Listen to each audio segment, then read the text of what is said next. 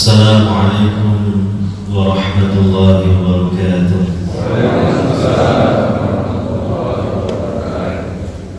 Hamdan katsiran tayyiban mubarakan fihi kama yuhibbu rabbuna wa yarda. Asyhadu an la ilaha illallah wahdahu la syarika lah wa asyhadu anna Muhammadan 'abduhu wa rasuluh. Sallallahu alaihi wa ala alihi wa ashabihi ajma'in wa man tabi'ahum bi ihsanin ila yaumiddin. Amma ba'd. Hadirin hadirat, para bapak, para ibu, saudara-saudari sekalian yang semoga senantiasa dirahmati dan diberkahi oleh Allah Subhanahu wa taala. Alhamdulillah, kita bersyukur kepada Allah Subhanahu wa taala, di mana Allah Subhanahu wa taala tentunya masih mencurahkan kepada kita sekalian rahmat dan kenikmatannya, terutama di antara rahmat dan kenikmatannya yang paling besar adalah nikmat Islam dan iman, di mana nikmat yang satu ini apabila tetap membersamai kita sampai kita menghadap Allah Subhanahu wa taala, niscaya sesuai dengan janji Allah kita akan mendapatkan rahmatnya di akhirat, dan dengan rahmatnya itu kita akan dimasukkan ke dalam surganya. Dan juga pada kesempatan subuh di hari ini, alhamdulillah,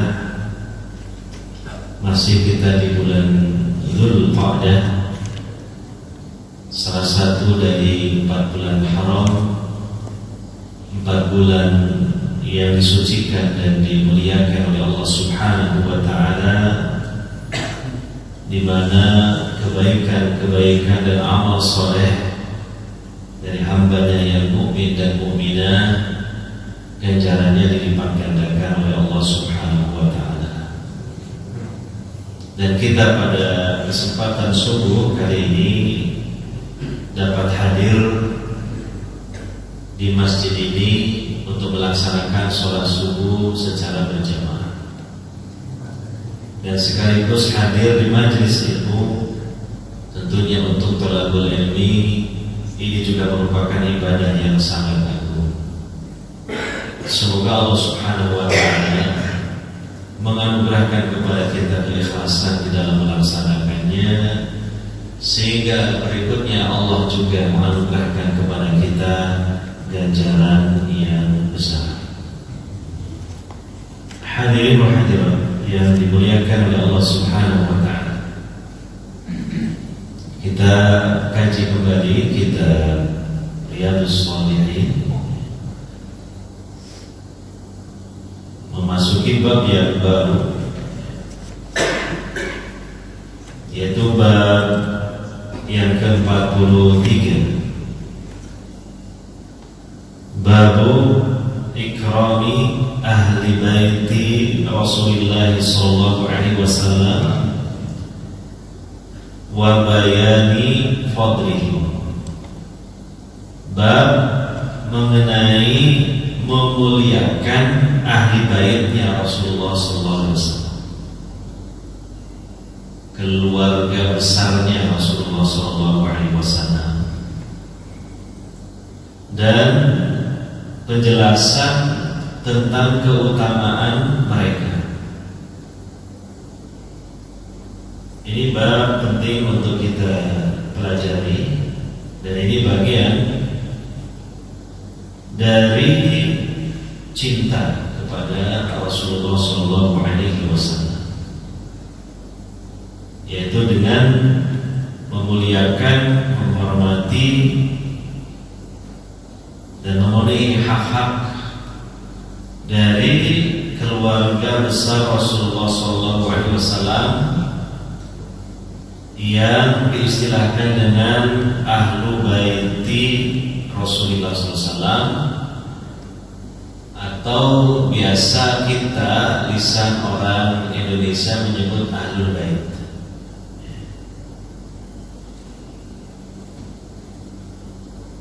Dan sikap kita di dalam menghormati, memuliakan ahlul bait ini berada pada posisi pertengahan, tawassut. Dan posisi ini memang adalah posisi yang senantiasa Ahlus Sunnah wal Jamaah berada di dalam. Ahlus Sunnah wal Jamaah berada di atas. Artinya bainal ghulu wal jafa, berada di antara sikap ekstrim yang salah berkaitan sikap terhadap ahlul bait, tidak berada pada sikap ekstrim berupa gulu, berlebih-lebihan, sampai kemudian meyakini bahwa ahlul bait itu maksum, artinya terpelihara dari dosa-dosa, atau terpelihara dari dosa besar dan terpelihara dari dosa-dosa kecil secara terus-menerus. Padahal yang benar, golongan manusia yang maksum dipelihara oleh Allah Subhanahu wa Ta'ala dari hal tersebut adalah para rasul, para nabi. Ini adalah sikap ghulu, artinya berlebih-lebihan. Dan di kalangan barisan kaum muslimin yang memiliki keyakinan dan sikap seperti ini adalah kaum Rafidhah Syiah. Ini adalah menyimpang dari sikap yang benar terhadap ahlul bait. Dan juga ditambahi dengan keyakinan bahwa yang berhak untuk menjadi para khalifah setelah wafatnya Rasulullah SAW adalah ahlul bait,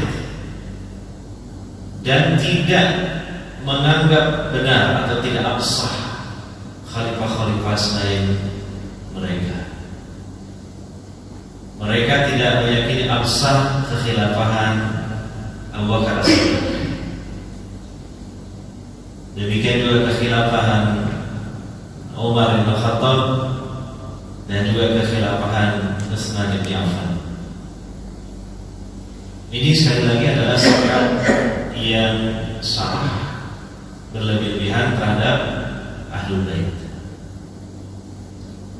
Dan juga Ahlus Sunnah wal Jamaah tidak jatuh pada ekstrim yang satunya secara berkebalikan, yaitu memiliki sikap al-jafa, merendahkan, melecehkan dari ahlul bait. Ya, mungkin diantaranya kaum Khawarij, kaum Haruriyah, yang mereka memang secara umum keyakinannya adalah mengkafirkan hampir seluruh dari para sahabat Nabi Sallallahu Alaihi Wasallam, termasuk di dalamnya adalah ahlul bait. Sedangkan sikap yang benar, jadi sesuai dengan nas Al-Quran dan Sunnah Nabi Sallallahu Alaihi Wasallam, dan ini dimiliki oleh Ahlus Sunnah wal Jamaah, sikap mereka perkenalan, tidak dulu berlebih-lebihan dalam menghormati mereka, tapi menghormati mereka sesuai dengan kadarnya, dan tidak merendahkan, melecehkan ahlul bait.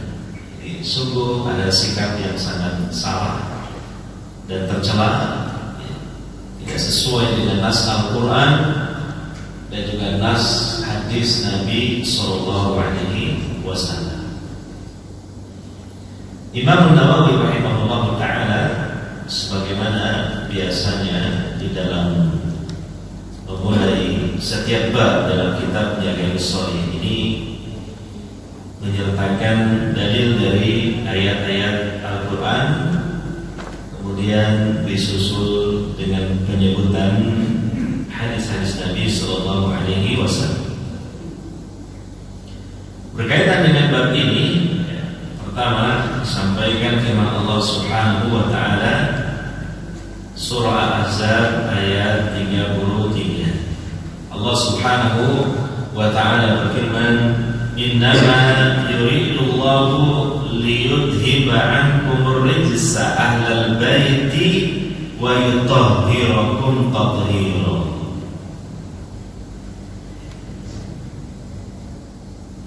Sesungguhnya Allah hanyalah menghendaki untuk menghilangkan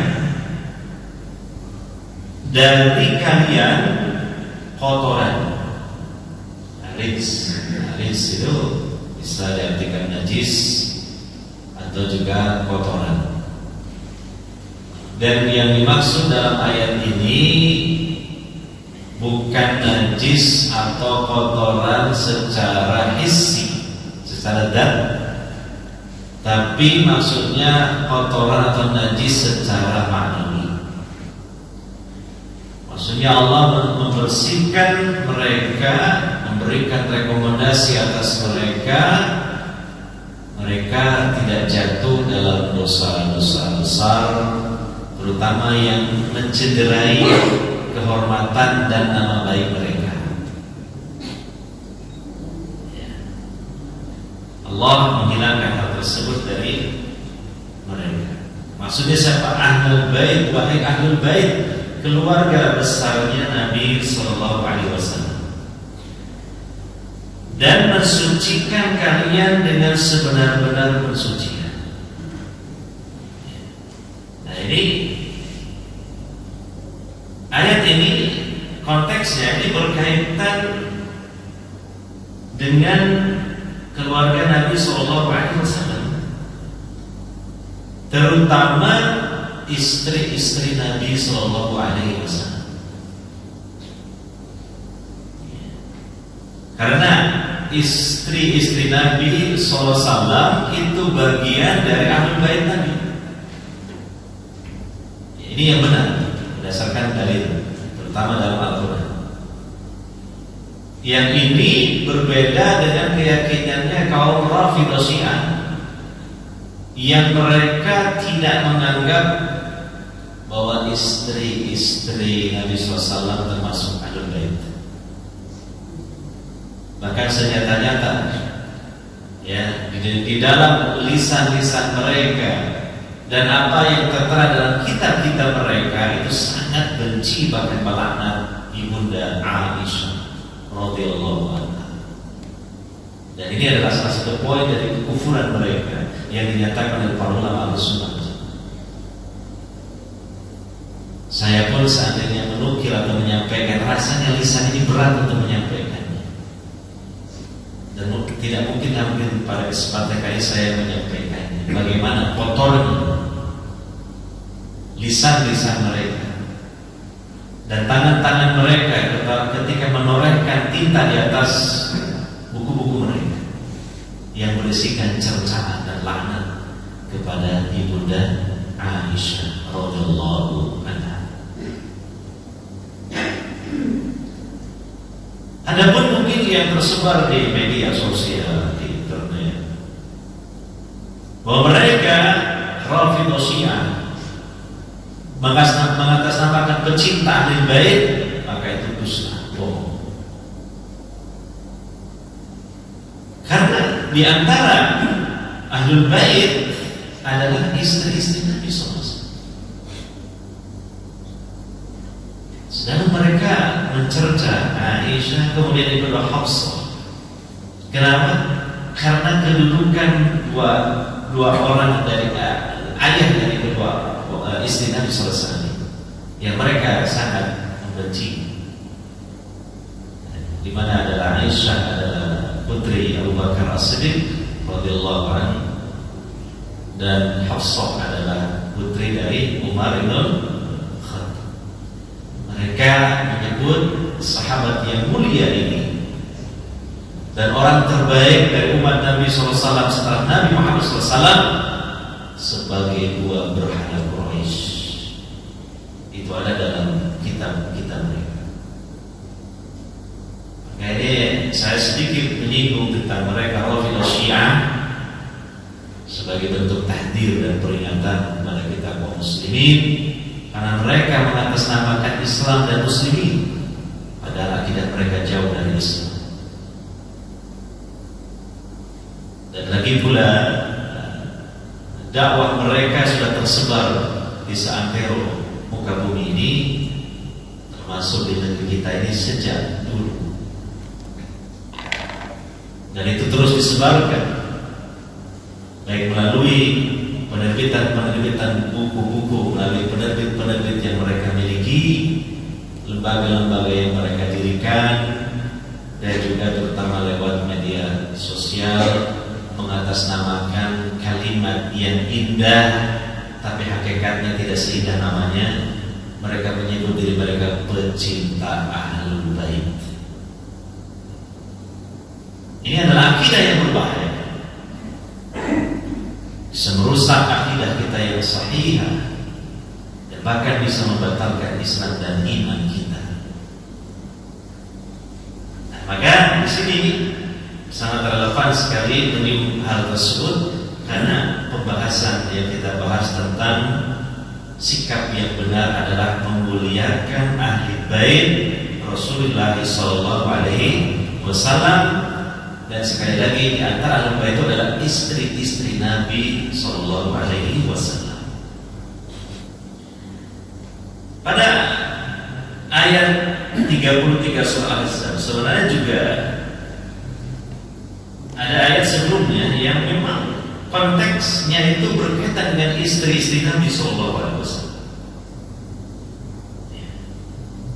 yaitu disebutkan di ayat sebelumnya, ayat 32. Kemudian tentu selanjutnya ayat 33 yang tadi kita baca. Allah Subhanahu wa taala berfirman, ya nisa'an nabiyyi, wahai para istri Nabi SAW. Allah memanggil istri-istri Nabi SAW. Lastunna ka'ahdi minan nisa'i in ittaqaytunna fala takhda'na bil qawli fayatma'a alladhi fi qalbihi maradun wa qulna qawlan ma'rufa wa qarna fi buyutikunna wa la tabarrajna tabarrujal jahiliyatil ula wa aqimna as-salata wa atina az-zakata wa ati'na Allaha wa rasulahu innama yuridu Allahu liyudhiba ankum rijsa ahlal baiti wa yutahhirakum tathira. Wahai para istri Nabi, kalian tidaklah seperti salah seorang dari wanita-wanita yang lain, dari wanita-wanita muslimah. Jika kalian bertakwa kepada Allah, dan mereka memiliki kedudukan yang istimewa,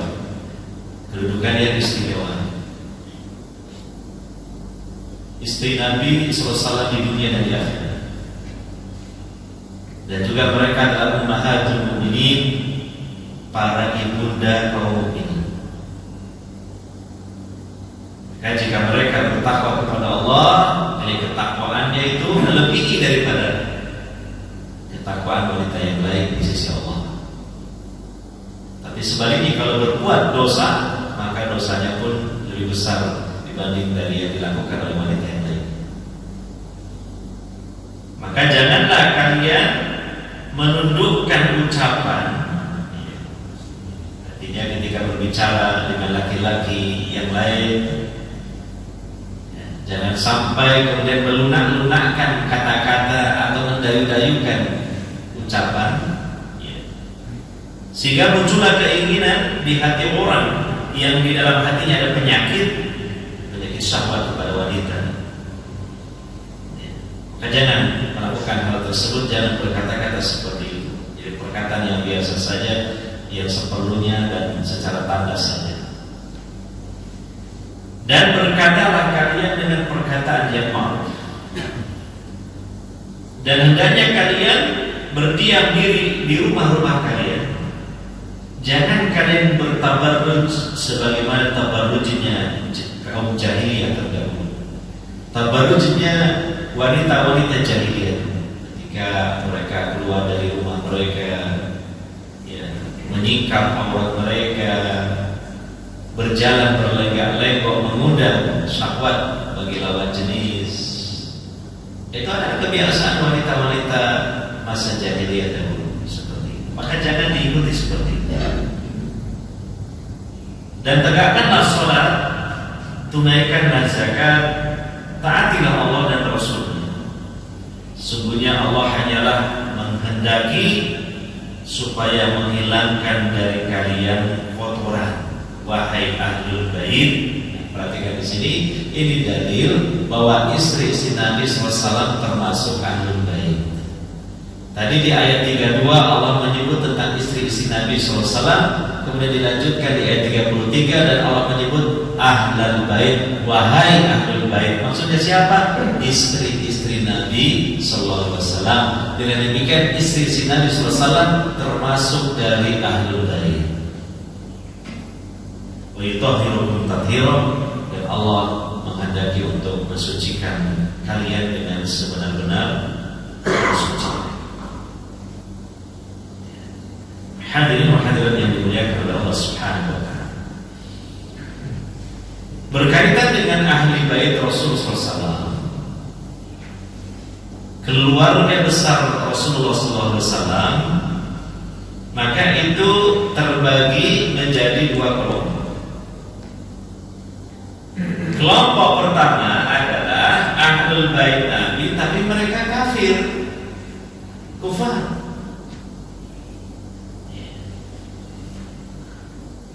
Maka mereka secara kekerabatan disebut ahlul bait, tapi secara syar'i tidak digolongkan kepada ahlul bait. Bahkan ada paman Nabi SAW yang mereka tidak beriman.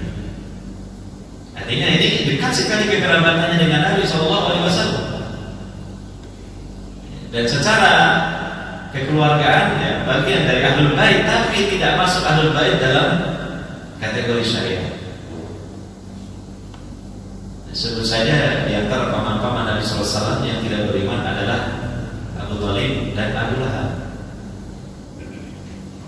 Iya, Abu Thalib dan Abu Lahab, mereka berdua kafir, mereka musyrik. Hanya saja ada perbedaannya. Kalau Abu Thalib sangat lembut dan lunak kepada Nabi SAW, mencintai Nabi SAW, sedangkan Abu Lahab sangat membenci dan memusuhi Nabi SAW.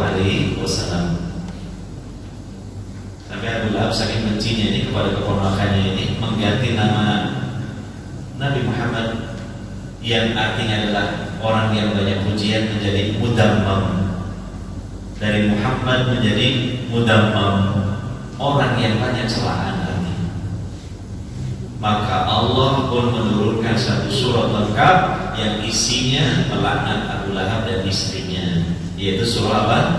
Al-Lahab. Nah itu kalau secara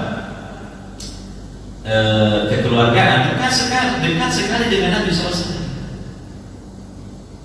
Ya, bisa disebut ahlul bait, tapi secara syariat tidak masuk ahlul bait.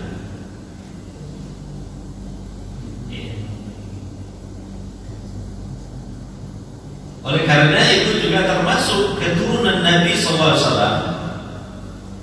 terutama yang ada itu dari putri Nabi SAW, yaitu Fatimah, sampai nanti hari kiamat. Maka kalau kemudian tidak beriman, kafir, ya sama sebagaimana Abu Thalib Abu Lahab itu. Artinya secara kekeluargaan nasab memang ahlul bait, sambung kepada Nabi SAW, tapi secara syariat tidak diperintahkan untuk menghormati mereka sebagaimana ahlul bait yang beriman. Bahkan kita menghormati, mencintai lebih besar kepada kaum mukminin biasa yang bukan ahlul bait. daripada yang Ahlul Bait tapi tidak beriman. Jadi perhatikan di sini, bukan semata-mata karena kita fanatik keturunan, tapi juga ada kriteria satunya, yaitu keimanan.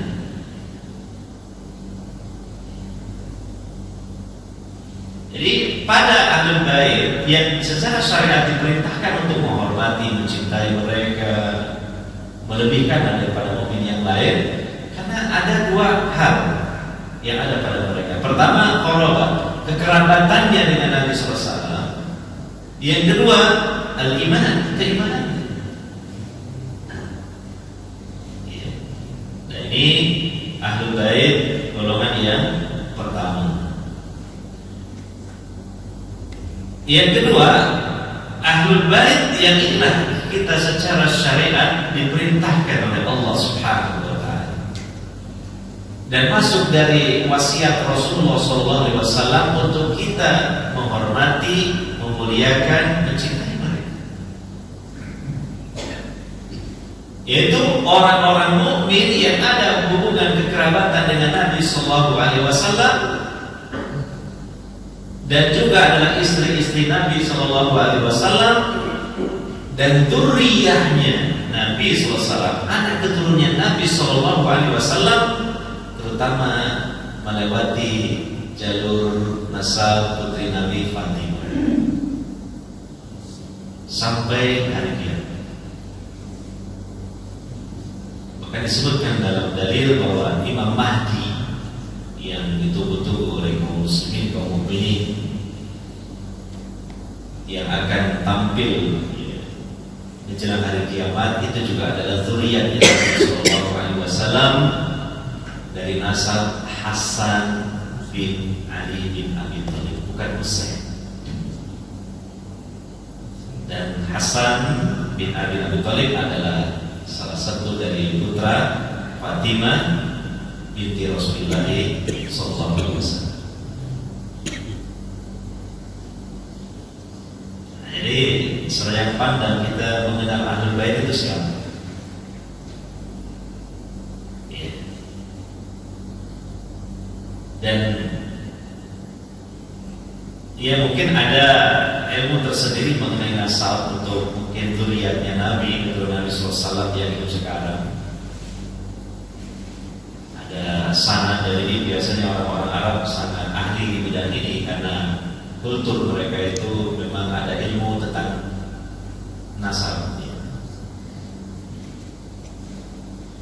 dan juga mereka menghafalnya, dan mereka juga memiliki manuskrip atau kitab-kitabnya, dan juga direkomendasikan oleh tokoh-tokoh di kalangan mereka yang terpercaya. Kalau memang itu sudah ada bukti-bukti seperti itu bahwa ini adalah dzurriyyahnya Nabi SAW, ya berarti insyaallah termasuk ahli baitnya Nabi SAW. Karena tidak tertutup kemungkinan ada sebagian orang yang memanipulasi tentang rekomendasi dzurriyyah Nabi SAW. Bahasa kitanya ya ngaku-ngaku.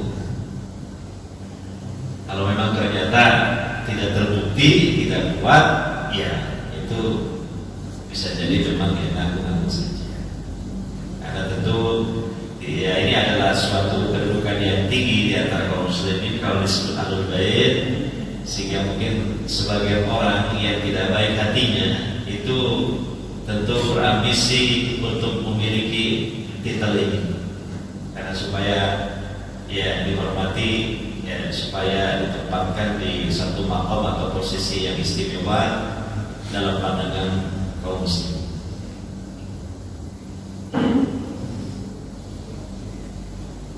Hadirin dan hadirat yang dimuliakan Allah Subhanahu wa taala.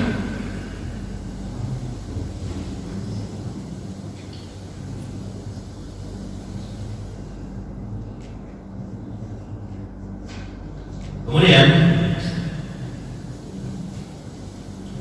dalam bab ini ya, disusul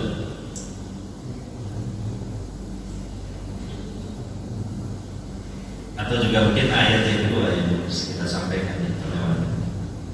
Tadi ayat yang pertama adalah surah Al-Ahzab ayat 33. Kemudian yang kedua adalah surah Al-Hajj ayat 32. Allah Subhanahu wa taala berfirman, "Wa may yu'azzim sya'airallahi fa innaha min taqwal qulub." Dan barang siapa yang mengagungkan syiar-syiar Allah. Syiar itu maknanya adalah al-alamatul dhahirah, ya, allati tata'allaqu bi syara'il Islam.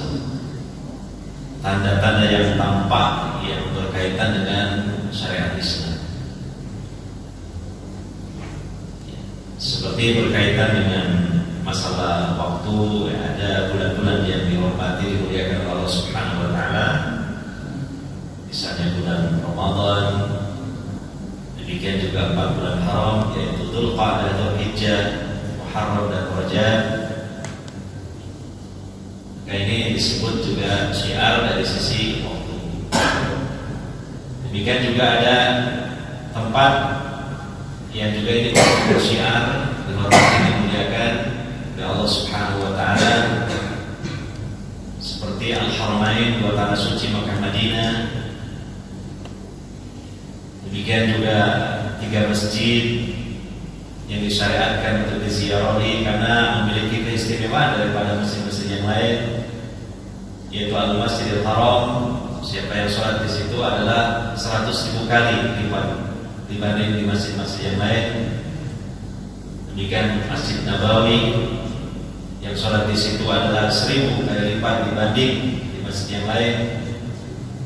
Dan kemudian Al-Masjidil Aqsa, siapa yang sholat 500 kali lipat dibanding di masjid yang lain. Ini adalah tempat-tempat yang merupakan bagian dari syiar. Demikian juga bentuk-bentuk dari ibadah-ibadah yang memang pelaksanaannya ditampakkan. Ya, contohnya ini momen yang insya Allah sebentar lagi kita akan memasukinya, yaitu 10 hari pertama di bulan Dzulhijjah.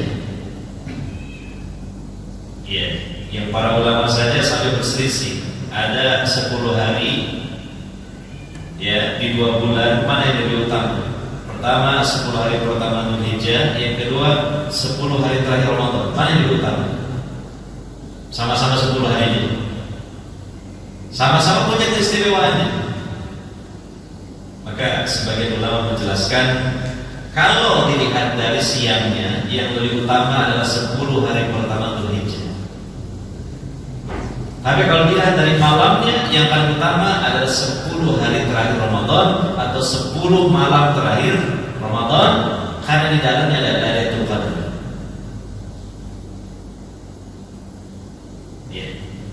Sedangkan untuk 10 hari pertama Dzulhijjah disebutkan dalam hadis Al-Bukhari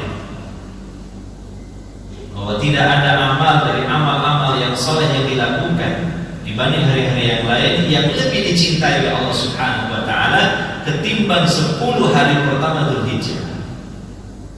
Lalu para sahabat bertanya, tidak juga jihad wahai Rasulullah?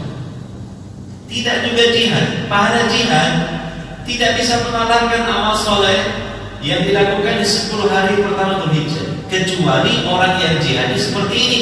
Orang berjihad, keluar dari rumahnya, dia berjihad, membawa jiwa raga dan hartanya, dan dia kembali tidak membawa apapun. Artinya dia gugur sebagai syahid, dan seluruh harta yang dibawa dihabiskan untuk infak jihadnya.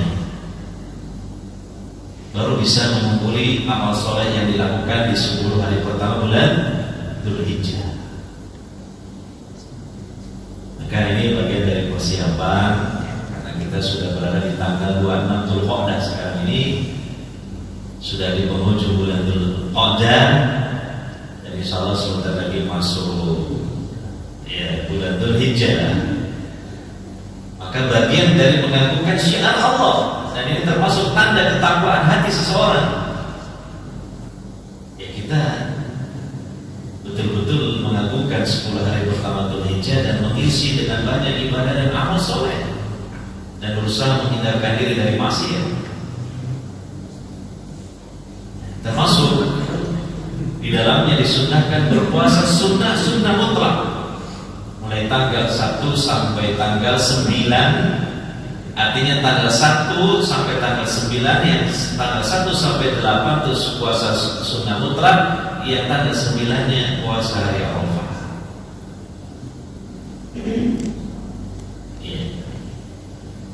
Dan juga disunnahkan memperbanyak takbir, tahlil dan tahmid. Allahu akbar, Allahu akbar, la ilaha illallah, wallahu akbar, Allahu akbar, walillahil hamd. Itu mulai tanggal 1 Dzulhijjah sampai tanggal 13 Dzulhijjah atau akhir dari hari tasyrik. Di mana zikirnya itu dibagi menjadi dua oleh para ulama berdasarkan dalil. Pertama, zikir mutlak, yang kedua zikir muqayyad. Artinya mengucapkan takbir, tahlil, tahmid secara mutlak dan mengucapkan takbir, tahlil, tahmid secara muqayyad. Secara mutlak artinya mulai tanggal 1 sampai tanggal 13 Dzulhijjah, akhir hari tasyrik. Di mana saja, kapan saja yang sekiranya kita layak mengucapkan kalimat-kalimat tersebut, ucapkan. Maka dengan suara yang keras. Sebagaimana ini diamalkan oleh para sahabat Nabi sallallahu alaihi wasallam, di antaranya Ibnu Abbas, Ibnu Umar. Yang kedua, zikir muqayyad. Artinya bacaan tadi dibaca selepas selesai sholat fardu 5 waktu. Tidak dipimpin oleh seorang imam dalam berzikir, tapi masing-masing saja berzikir. Itu dimulai setelah sholat subuh di hari Arafah tanggal 9 Dzulhijjah sampai akhir hari tasyrik tanggal 13 Dzulhijjah. Maka ini termasuk syiar-syiar. Dan siapa yang mengagungkan syiar-syiar Allah, itu bagian dari tanda ketakwaan hatinya.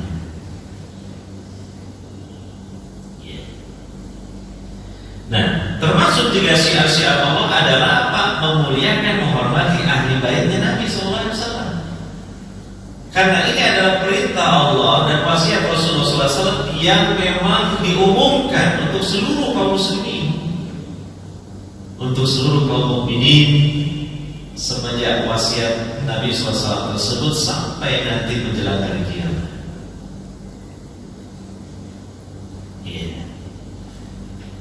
Hadirin wa hadirat yang dimuliakan oleh Allah Subhanahu wa taala. Kemudian disusul hadis Nabi sallallahu alaihi wasallam atau beberapa hadis Nabi sallallahu alaihi wasallam dalam bab ini. Yang pertama, hadis yang diriwayatkan oleh Imam Muslim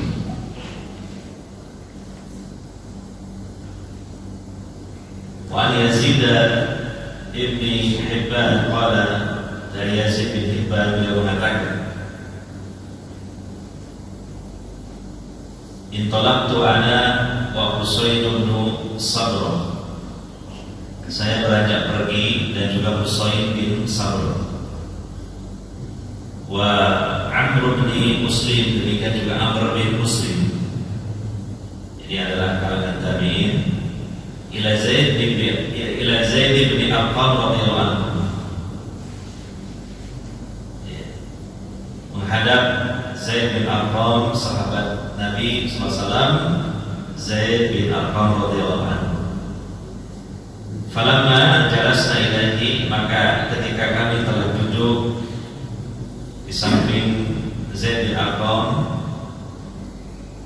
telah bermajlis bersama Zaid bin Arqam radhiyallahu anhu, qala lahu Husain, berkata Husain kepadanya, laqad laqita ya Zaidu khairan katsiran, sungguh kau telah menjumpai, wahai Zaid, kebaikan yang banyak.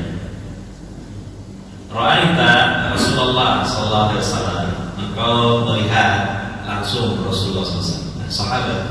Sahabat seperti itu. Sahabat itu kata Ibnu Hajar, man laqiyan Nabi sallallahu alaihi wasallam mu'minan bihi wa mata 'ala dzalik. Seseorang yang bertemu Rasulullah SAW, tidak harus melihat, yang penting apa? Bertemu. Kok bisa? Bisa ada sahabat yang buta ketemu Nabi tapi nggak melihat, buta matanya. Contoh Abdullah bin Ummi Maktum, itu sahabat, walaupun tidak melihat Nabi. Karena apa? Ya karena buta. Tapi karena apa? Laqiyan Nabi SAW, bertemu Nabi SAW. Yang kedua, mu'minan bihi, beriman kepada Nabi. Dia seorang mukmin. Ada orang ketemu Nabi tapi dia beriman. Contoh siapa? Abu Jahal, malah ketemunya di medan perang, memusuhi Nabi. Jadi beriman kepada Nabi. Yang ketiga, wa mata 'ala dzalik, wafatnya di atas keimanan. Karena ada sahabat yang murtad. Masalah Ubaidullah, suaminya Romlah binti Abi Sufyan, yang kemudian Romlah ini setelah fase akadnya dengan suaminya yang murtad dinikahi oleh Nabi SAW. Maka dia murtad. Ya, ada sahabat yang murtad. Dia bersama rombongan para sahabat yang hijrah dari Mekah ke Habasyah, dipimpin oleh Ja'far bin Abi Thalib. Di Habasyah mayoritas penduduknya Nasrani. Dia terpengaruh oleh ajaran Nasrani, murtad. Rajanya Habasyah Najasyi malah terpengaruh oleh kaum muslimin, masuk Islam. Hidayah Allah seperti itu. Sahabat malah murtad, Raja Najasyi Nasrani malah masuk Islam secara diam-diam. Hidayah kadang-kala ya ajaib hidayah itu. Ya, ajaib. Makanya syukuri nikmat hidayah itu, karena apa? Bagian dari keajaiban Allah Subhanahu wa ta'ala, nikmat yang sangat besar. Jadi ini sahabat seperti itu. Jadi Zaid bin Arqam seperti itu, beliau sahabat. Selanjutnya, wa sami'ta hadithahu, dan kau telah mendengar hadisnya Nabi sallallahu alaihi wasallam. Wa ghazawta ma'ahu, engkau juga ikut berperang, berjihad bersama Rasulullah SAW. Wa shallaita khalfahu, engkau salat di belakang Nabi SAW sebagai makmum. Nah, ini kan namanya kebaikan yang luar biasa. Nikmat. Kalau tabi'in kan tidak mengalaminya. Kalau tabi'in, kalau sahabat, inilah kebaikan yang banyak. Laqad laqita ya Zaid khairan katsiran, sungguh benar-benar engkau telah mendapatkan wahai Zaid kebaikan yang sangat banyak. Hadisna ya Zaid ma sami'ta min Rasulullah SAW, sampaikan kepada kami hadis yang kau dengar dari Rasulullah SAW. Nah ini loh, jadi tabi'in ini Masya Allah, jauh-jauh datang ke sahabat ini untuk mendapatkan apa? Ilmu ngamsu kaur, ya, untuk mendapatkan ilmu, terutama ya hadis-hadis Nabi Sallallahu Alaihi Wasallam. Kalau di zaman kita sekarang kan jarang seperti ini, ya. Sowan berkunjung pada si fulan, terutama yang alim, untuk mendapatkan apa? Ilmu, jarang, langka. Iya. Paling-paling dapat ilmu ya hadir sama-sama dengan gurunya di majelis ilmu di masjid. Ya. Inilah keutamaan generasi salaf. Rata-rata ilmu mereka itu seperti itu, mendapatkan ilmu seperti itu. Mereka mendatangi sumber ilmu. Iya. Jadi ibaratnya seseorang itu mendatangi sumur untuk mengambil airnya. Sehingga ulama salaf mengatakan idealnya ilmu itu yu'ta wala ya'ti. Napa? Yu'ta wala ya'ti. Ilmu itu didatangi, bukan apa? Bukan mendatangi. Kalau kita sekarang ini ibaratnya kita seperti mendapatkan air hujan. Jadi dikirim awan oleh Allah turun hujan. Kalau orang dulu seperti mendatangi apa? Sumur, kemudian apa? Mengambil airnya. Maka ya jelas lebih afdal, lebih berkah yang seperti yang dilakukan oleh apa? Generasi salaf, karena menunjukkan apa? Ada niat dan kesungguhan yang luar biasa. Mereka mencari ilmu, mereka haus ilmu, mereka ambisi ilmu, mereka mendatangi sumber ilmu. Kalau kita banyak menunggu apa? Datangnya ilmu. Kadang-kala yang bawa ilmu gak datang, alhamdulillah ngaji nekai.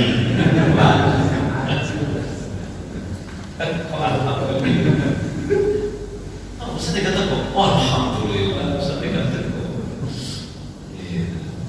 Berarti ini tingkatan tolimul ilmi yang rendah ini. Nah, ini sampai seperti itu.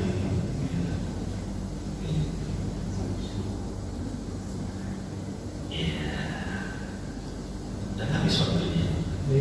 Masih 10 menit. 10 menit. Kurang 10 menit. Oh, masih kurang. Ya, lanjut. Lanjut apa betul? Mudah-mudahan sampai toli-toli bisa jadi. Makasih teman akhirnya cerita. Orang yang apa ya sangat berambisi masuk surga itu ya, berambisi ilmu. Karena modal utama untuk masuk surga itu apa? Ilmu Islam. Begitu.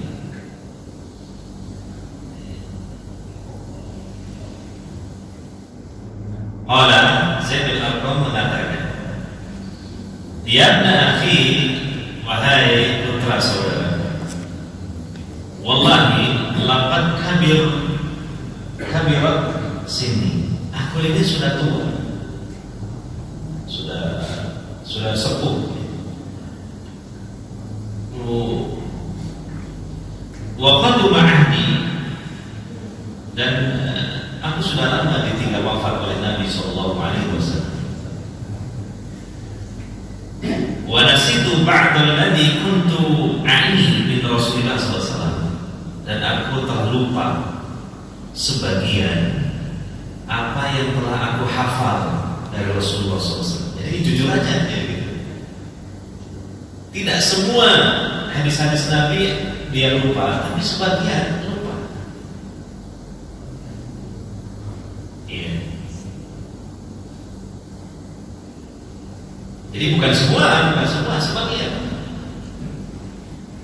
Kalau lupa semua ya nggak diterima itu pengabaran.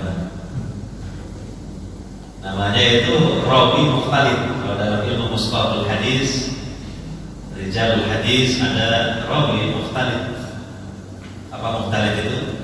Seorang rawi yang dulunya hafal hadis, setelah itu dimakan usia, dia pikun, kemudian hadisnya lupa semua.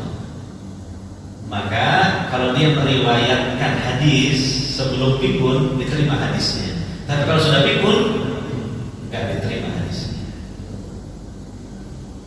Atau yang kedua, seseorang yang mencatat hadis dalam kitab hadis, kemudian rumahnya terbakar, berikut kitabnya ikut terbakar. Maka kalau dia meriwayatkan hadis sebelum rumahnya terbakar, diterima hadisnya. Kalau sudah terbakar, nggak diterima hadisnya. Ini namanya rawi mukhtalif. Saking hati-hatinya disiplin ilmu hadis, kasus seperti itu juga itu ada kaidahnya. Namanya apa? Rawi mukhtalif. Luar biasa ya ilmu hadis ini. Dalam rangka hati-hati. Nah, kalau Zaid bin Arqam ini, ya ini tidak hilang semua hafalannya. Ada yang hilang, ada yang masih dihafal. Ya. Kata beliau selanjutnya, "Fama haddatsukum faqbalu." Maka apa-apa yang aku sampaikan kepada kalian berupa hadis Nabi, maka terimalah. Nah, ini kan objektifnya. Yang saya hafal ini saya sampaikan, silakan dihafal, dicatat. Orang ini hati-hatinya luar biasa. Wa mala fala tukallifunihi. Adapun hadis-hadis yang telah hilang dari hafalanku, jangan kalian membebani diriku untuk menyampaikannya. Nanti keliru, ada yang salah redaksinya. Ya udah, nggak saya sampaikan lah.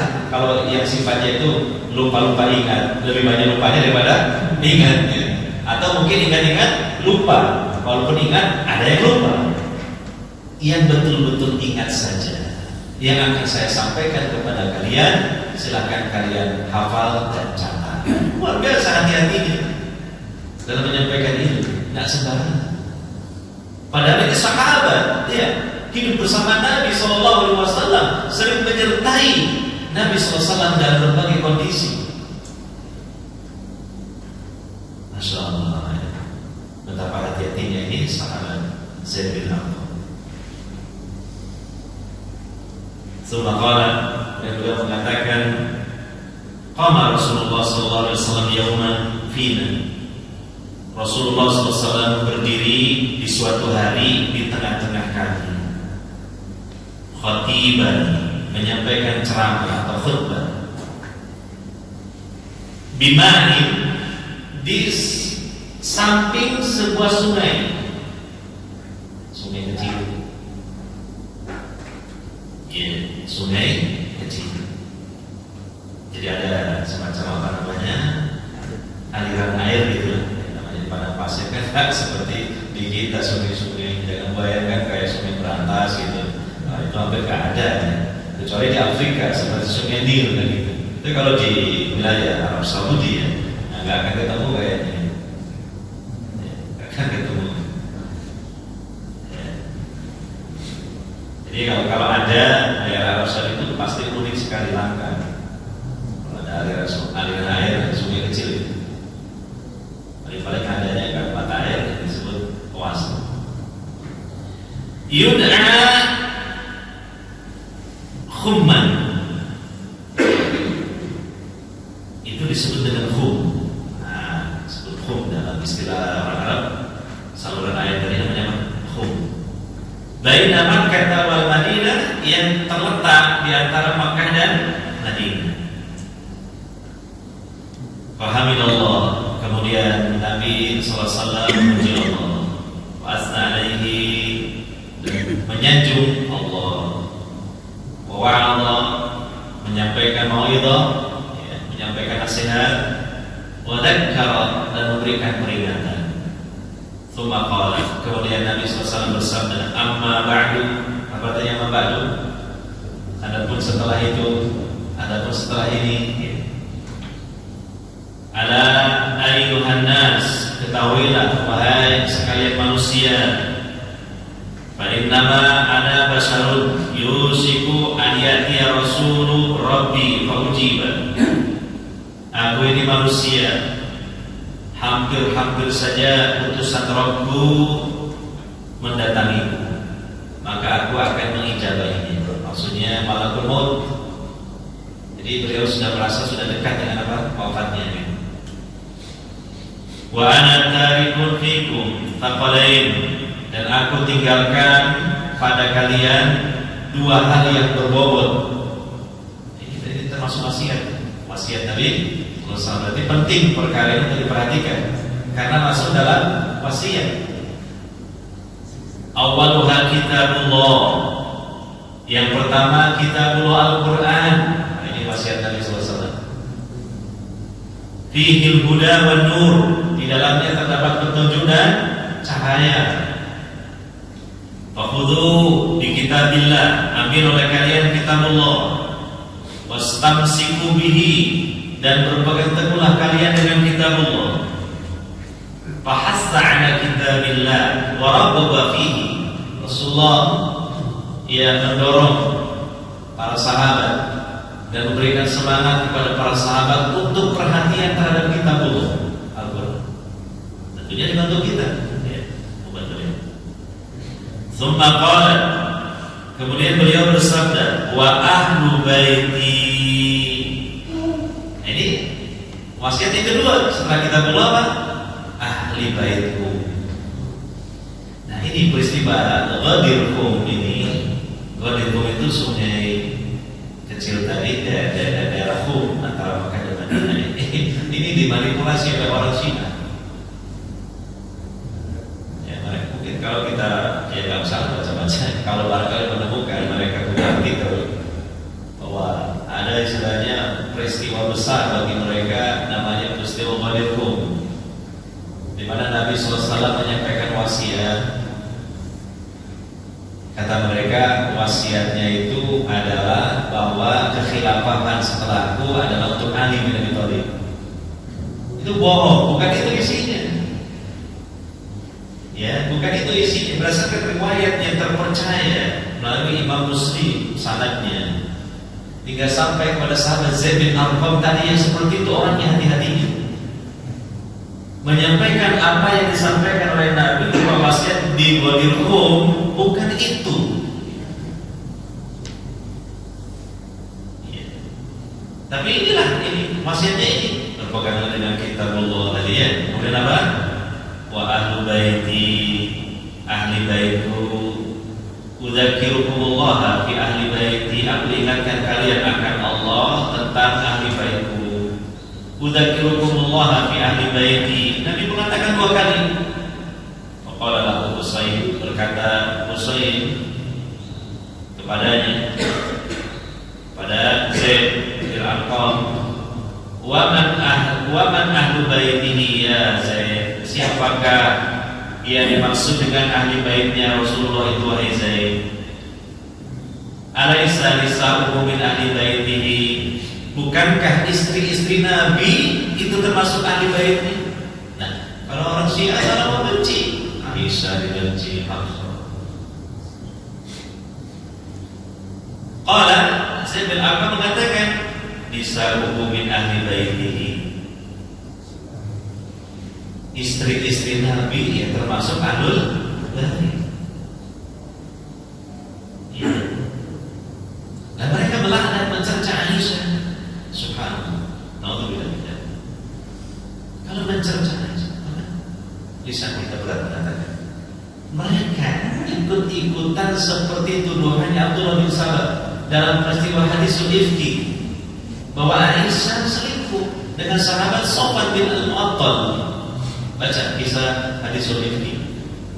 Itu kejadian tidak seperti itu, tapi digoreng oleh Abdullah bin Sabah untuk disebarkan kepada penduduk Madinah sebagai fitnah terhadap kesucian ibunda Aisyah. Ini istilah yang paling dicintai Nabi disebut berselingkuh. Mohon maaf, orang Syiah bukan lagi bahasa berselingkuh. Mohon maaf, ini saya juga berat berzina. Ya, berzina. Maka ini keyakinan kufur, murtad dari Islam. Karena telah mendustakan Al-Quran. Surah An-Nur, Allah menjelaskan tentang Aisyah bersih dari tuduhan Abdullah bin Sabah. Berarti keyakinan ini telah mendustakan Al-Quran. Kemudian yang kedua, menuduh Nabi jelek. Kenapa? Kalau istrinya berselingkuh, suaminya kurang lebih seperti itu. Sebab apa? Allah mengatakan di surah An-Nur ayat 26, ya, al-khabithatu lil-khabithin wal khabithuna lil-khabithat. Wanita yang keji untuk laki-laki yang keji, dan laki-laki yang keji untuk wanita yang keji pula. Rasulullah dengan Aisyah itu berumah tangga sampai Rasulullah wafat. Ya, berarti kalau Aisyah itu dia melakukan zina, ini suaminya kayak apa ini? Tuduhan jelek kepada Rasulullah SAW. Yang kedua, yang ketiga, tuduhan jelek kepada Allah. Kenapa? Allah memilih Rasul Muhammad SAW, Rasul terbaik, Rasul akhir zaman. Kok Allah jodohkan dengan wanita yang seperti itu? Berarti Allah itu saya juga agak berat. Allah itu berarti salah, Allah itu error. Iya. Jadi bahaya itu tuduhan seperti itu, sebagaimana kaum Syiah menuduh Ibu Aisyah radhiyallahu anha.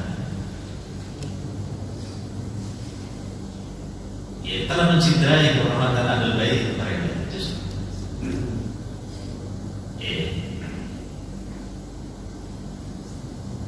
Dan berapa banyak hadis-hadis Nabi digugurkan dari Islam. Sebab tuduhan ini karena banyak hadis-hadis Nabi diriwayatkan oleh Aisyah radhiyallahu anha. Coba perhatikan, sahabat yang banyak meriwayatkan hadis siapa? Abu Hurairah. Kemudian siapa? Aisyah, Sa'id Al-Khudri dan yang lain. Aisyah menempati kedudukan yang tinggi dalam masalah banyaknya meriwayatkan apa? Hadis-hadis Nabi. Kalau dituduh seperti itu, periwayatannya semuanya ditolak. Berarti keyakinan ini menghancurkan bangunan Islam. Bahaya banget. Dan itu murni tuduhan, kenyataannya tidak seperti itu. Malah mengikuti jejaknya Abdullah bin Sabah. Abdullah bin Sabah saja tidak meyakini Aisyah berzina atau berselingkuh, hanya dia ingin menimbulkan fitnah. Dulu bukan Abdullah bin Sabah, Abdullah bin Ubay, tokoh munafik. Abdullah bin Ubay bin Sabah.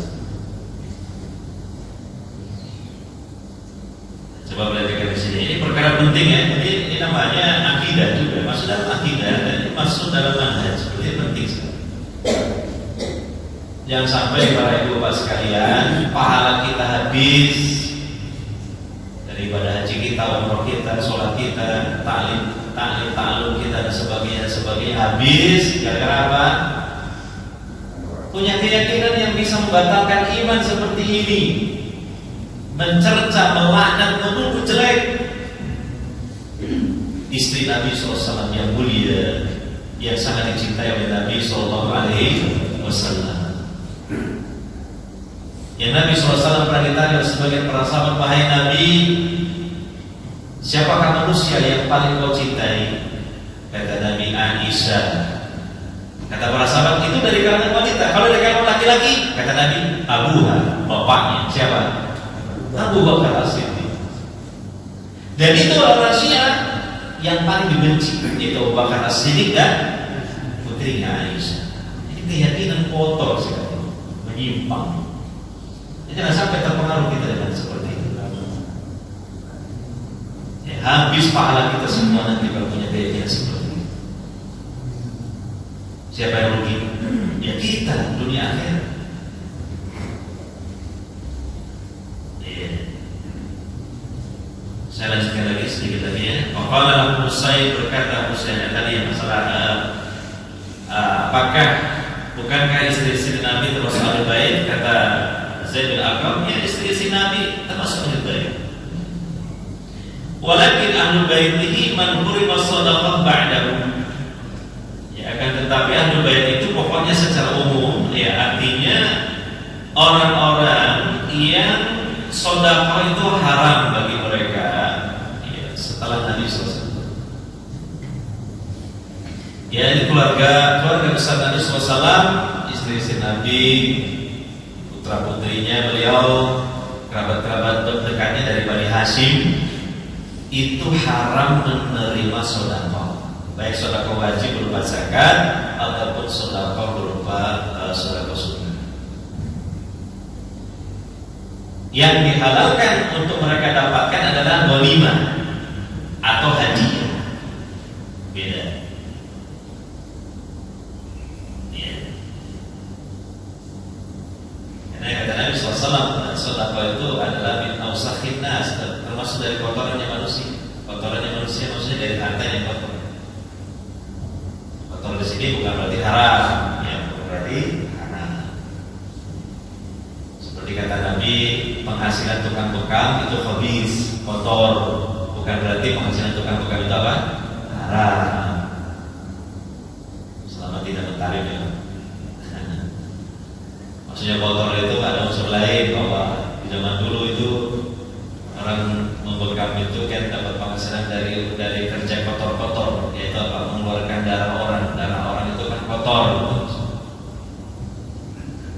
Nah, sedekah juga demikian ya.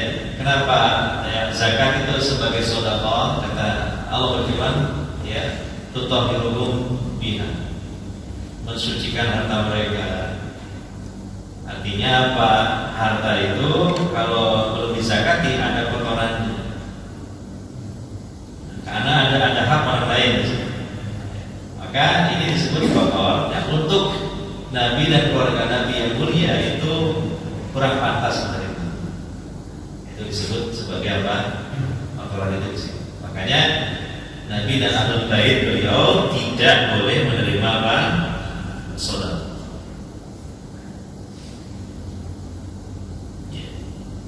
Tapi kalau berlima, itu dalam Al-Quran disebutkan dapat seperlima itu untuk Allah dan Rasulnya, untuk keluarga Nabi, untuk anak yatim dan seterusnya. Lalu 4/5-nya dibagikan untuk para mujahidin yang terlibat dalam jihad. Selanjutnya, qala wa man hum, siapa mereka itu? Qala hum ahlu Ali. Yang mereka itu keluarganya Ali, Fatimah dan putra-putranya. Wa alu Aqil, keluarga Aqil. Aqil ini kan saudaranya Ali. Wa alu Ja'far, keluarga Ja'far, keluarga Ja'far. Wa alu Abbas, keluarga Abbas, paman Nabi sallallahu alaihi wasallam. Qala kullu haula'i hurrimas shalah. Semua mereka itu haram menerima sedekah. Qala na'am, iya. Nah, fi riwayat dalam riwayat yang lain Nabi mengatakan ala wa inni tarikun fikum tsaqalain. Ketahuilah bahwa aku meninggalkan di tengah-tengah kalian dua perkara yang berbobot. Ahaduhuma kitabullahi wa huwa hablullah. Salah satunya adalah kitabullah, dan itu adalah tali Allah. Man ittaba'ahu, siapa yang mengikutinya, kana 'alal huda, maka dia berada di atas petunjuk. Wa man tarakahu, dan barang siapa yang meninggalkannya, kana 'alal dhalalah, dia berada di atas kesesatan.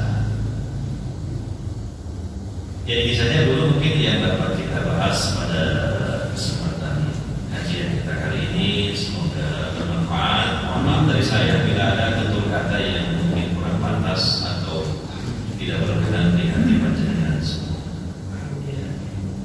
Semoga Allah Subhanahu wa taala menjaga kita, keluarga kita, lahir batin kita dengan selalu berada di atas Islam dan iman, akidah yang lurus,